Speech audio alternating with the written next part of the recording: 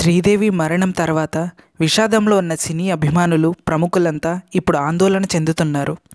అతిలోక సుందరి చివరి అంకం ప్రశాంతంగా ముగుస్తుందా లేదా అనే అనుమానాలు ఈ ఆందోళనకు కారణం.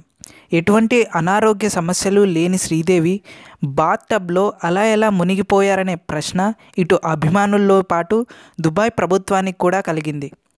శ్రీదేవి మృతి విషయంలో విచారణ ఓ కొలిక్కి వచ్చాకే ఆమె పార్థివ దేహాన్ని కుటుంబ సభ్యులకు అప్పగించాలని దుబాయ్ పబ్లిక్ ప్రాసిక్యూషన్ నిర్ణయించుకుంది.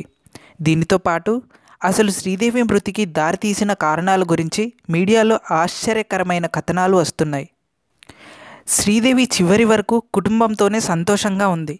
కానీ వివాహ వేడుకకు దుబాయ్ వెళ్ళాక బోనీ కపూర్ తిరిగి ముంబై వచ్చేశారు. ఆ సమయంలో శ్రీదేవి ఒంటరిగా దుబాయ్లోని హోటల్లో బస చేసినట్లు ఆధారాలు చెబుతున్నాయి.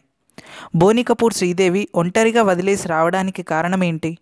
శ్రీదేవి 3 రోజుల పాటు దుబాయ్ హోటల్లో బస చేయడానికి బలమైన కారణం ఏమైనా ఉందా అనే అనుమానాలు కలుగుతున్నాయి. పెళ్లిలో కూడా శ్రీదేవి సంతోషంగానే కనిపించింది. కానీ తాజాగా ఆ పెళ్లి తంతు గురించి మీడియాలో సంచలన కథనాలు వెలువడుతున్నాయి. దుబాయ్లో శ్రీదేవి మేనల్లుడు మోహిత్ మార్వా వివాహం జరిగింది.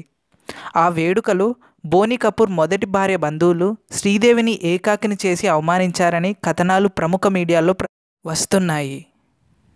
పెళ్లిలో జరిగిన అవమానంతో శ్రీదేవి మనోవేదనకు గురైనట్లు వార్తలు వస్తున్నాయి. ఆ బాధతోనే శ్రీదేవి 3 రోజుల పాటు హోటల్ నుండి బయటకు రాలేదని కథనాలు వెలువడుతున్నాయి.